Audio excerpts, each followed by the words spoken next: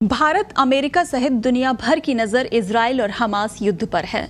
Israel और Hamas के बीच पिछले 7 महीनों से युद्ध जारी है। बीते रविवार यानी 26 मई के दिन हमास ने करीब 4 महीने में पहली बार मध्य इजरायल के तेल अवीव शहर पर बड़ा रॉकेट हमले का दावा किया। वहीं इजरायली सेना ने कहा कि दक्षिणी गाजा के रफा क्षेत्र से कम 8 रॉकेट दागे गए थे। अब सवाल यह है कि आखिर इजरायली सेना गाजा के रफा शहर में ही सबसे ज्यादा अटैक क्यों कर रही है। तो इस वीडियो में हम आपको इसके पीछे की वजह बताते हैं। सबसे पहले जानते हैं कि अब तक के युद्ध में गाजा में कितने लोग मारे जा चुके हैं। आपको बता दें, द गार्डियन की रिपोर्ट के मुताबिक हमास की सशस्त्र शाखा अल कस्साम ब्रिगेड ने बीते रविवार अपने टेलीग्राम चैनल पर बयान में कहा कि उसने नागरिकों के खिलाफ जायोनी नरसंहार के जवाब में तेल अवीव पर एक बड़ा मिसाइल हमला किया।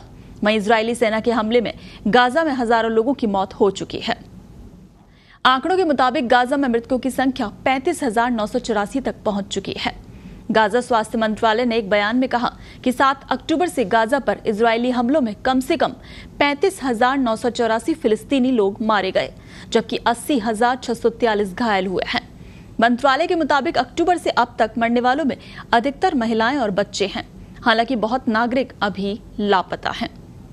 आपको बता दें कि हमास को खत्म करने के लिए इजरायली सेना लगातार गाजा शहर पर हमले कर रही है, लेकिन इधर बीच इजरायली सेना ने राफा शहर पर भी कई अटैक किए हैं। इजरायली सेना का इसके पीछे का तर्क यह है कि रफा में हमास के आतंकियों के कैंप हैं, जिसे इजरायली सेना तबाह कर रही है।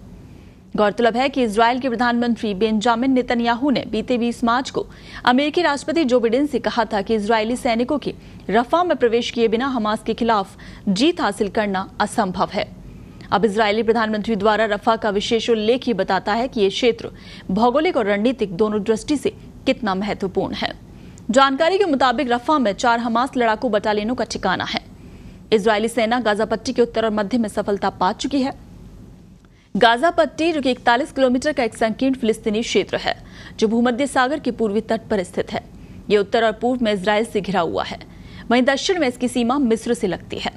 आसान भाषा में कहें तो रफा शहर गाजा पट्टी को मिस्र से विभाजित करता है। गाजा में रहने वाले 2 मिलियन लोगों के लिए 3 मुख्य प्रवेश और निकास बिंदु हैं। उत्तर में अरिज क्रॉसिंग और दक्षिण में राफा या रफा क्रॉसिंग है। रफा गाजा की जीवन रेखा भी है, क्योंकि 2007 में इजरायल द्वारा गाजा पट्टी पर भूमि, समुद्र और हवाई नाकेबंदी लगाए जाने के बाद माल और मानवीय सहायता राफा से होकर गुजरती है। राफा एक एकमात्र स्थान है जिसके माध्यम से गाजा के लोगों को मिस्र से ईंधन, खाना पकाने की गैस, दवाइयां और निर्माण सामग्री जैसी आवश्यक वस्तुएं मिलती हैं। युद्ध के शुरुआती दिनों में इजरायल के हवाई हमलों ने क्रॉसिंग को तहस नहस कर दिया था।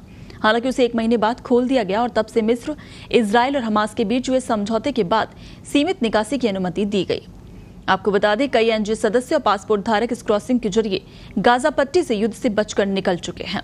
यही कारण है कि इजरायल की सेना रफा पर अपना पूरा नियंत्रण चाहती है और इसी कारण सबसे ज्यादा हमले रफा में हो रहे हैं।